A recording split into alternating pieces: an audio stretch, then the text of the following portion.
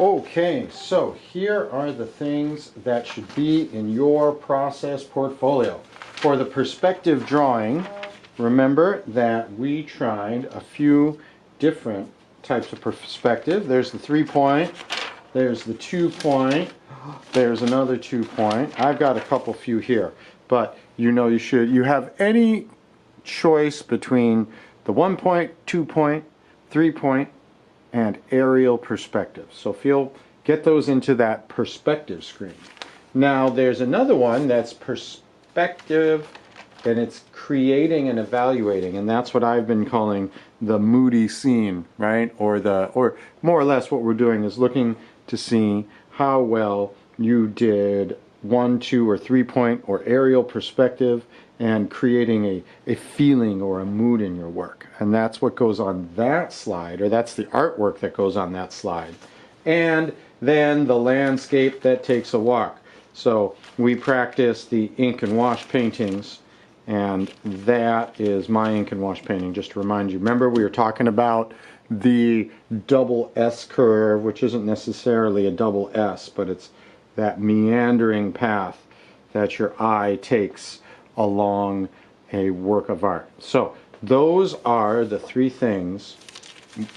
artworks, I should say, that will be in your process portfolio by Friday.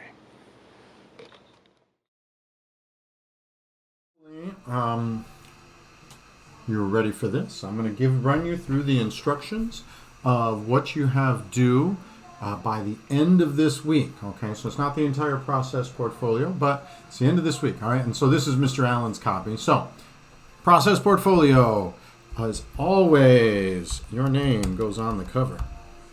And then here we go, perspective drawings. Now, you should show examples of your perspective drawings. So we did 1-point, 2-point, 3-point, and aerial perspective.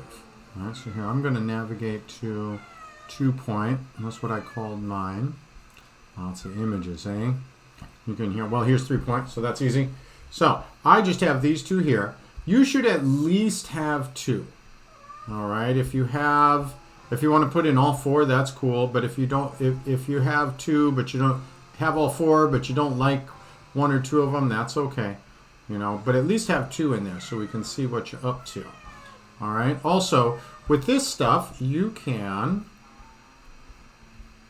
keep it if you want. You can also get rid of it. I'm going to keep it because it looks kind of cool. It gives us some context to what's happening, right? And don't forget that presentation counts on your process portfolio. All right. So hang on. Yeah, clumsy Mr. Allen. There we go. All right. Presentation counts on your process portfolio, so it should look good. I don't have the words covered up and we can see the image. Now, next slide. We did this in class, but just to remind you, you should have 3 thoughts, 2 questions, and 1 metaphor or simile on this. Try to write in complete sentences. It's all right if, especially like the metaphor or simile is not exactly a complete sentence, but presentation counts, and having good sentences helps your presentation. Perspective drawing, creating, and evaluating. This is what I've been calling the moody scene. All right, so just a refresher, my moody scene, I wanted people to feel lively when they looked at it. So I've got a tiger and a chicken and a dragon, and there's a little bird in there. And if you ask me in class, I'll tell you why I did the little bird. All right, and then you should also write 3 thoughts, 2 questions, and 1 metaphor about your drawing, and see what we're going for is that you feel like you're working in the same way that professional artists work, like in the Big Hero 6. So there we go. I'm not going to go through the process of writing out my 3 thoughts, 2 questions, and 1 metaphor, but you definitely should. All right, now we scroll down. See this one here? We didn't do it yet, so don't worry about adding anything to that. Same thing with this slide. We didn't do slide 6. We didn't do slide 7. We didn't do slide 8. So don't feel like you have to run out and take photographs or make drawings or make brainstorms. We'll do that after the holiday. Hopefully you remember this. We did do this. You did this in teams of 2 and 3, and you wrote it out on your paper. So now you should take some time and type your categories and what you see in that painting. That's exactly the same painting we used when we did the landscape and the double S curve that takes a walk. And then here we go, your landscape that takes a walk. Let's see, I don't remember. I think I called that ink and wash. Go up here, find there we go. There's my ink and wash painting. It was just in the previous video. And there we go. Here is my landscape that takes a walk. Just like with the others, make it look good. Now in the portfolio, presentation counts for something. So here we go. There we go. I can see my painting really well. And then everybody, that's it. All right. That's what you should put into your process portfolio. Okay, so I'll review. Your name, perspective drawing. You should have written responses for the Big Hero 6 image. You should have your moody scene. And you should have your list what you see and categorize, and your landscape that takes a walk. Now that's all the more that's expected of you. You don't have to turn anything in. Remember, as long as it's in your process portfolio, I can see it. And I'll create an assignment, and you can mark it as done as soon as you feel it's done. But you won't have to upload anything because I will just go to your process portfolio assignment.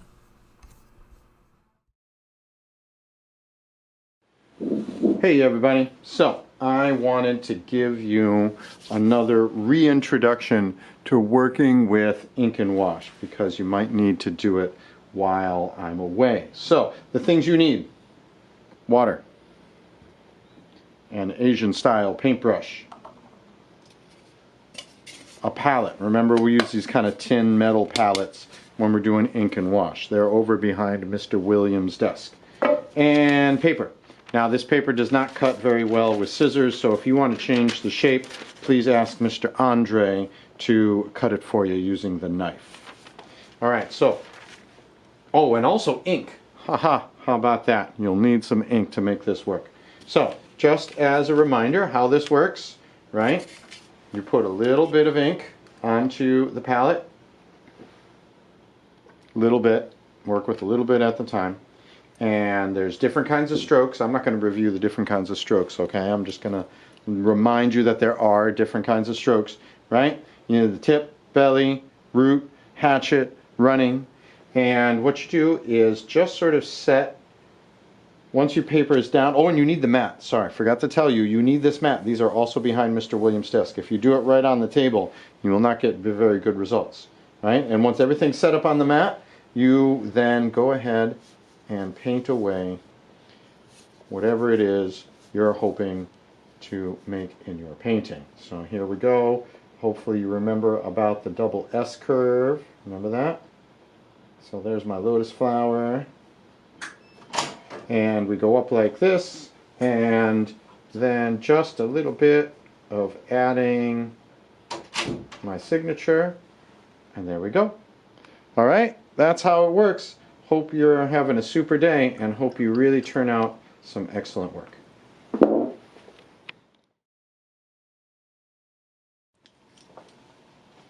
Hello everyone. I want to talk about cleaning up. Alright, it's pretty easy to do the cleaning up. If you're using something with water, you dump the water out, give it a little rinse in the sink, put it in the drying rack. That one's wrong. If you are working with a paintbrush, you give it a little rinse, put it in the drying rack. If you've got a palette that you've been using, you rinse it off, put it in the drying rack. If you've got one of those dip pens, right, you kind of work the ink off, put it in the drying rack. If you have a watercolor palette, you leave it in the middle of the table to dry overnight, okay? That's it. Don't forget that there is a little bit of a lag on these faucets, so sometimes you turn them off and it takes a minute for them to turn off. trust your intuition that you turned it off. Give it a moment to make sure it's turned off rather than turn it back and forth and then walk away. Okay?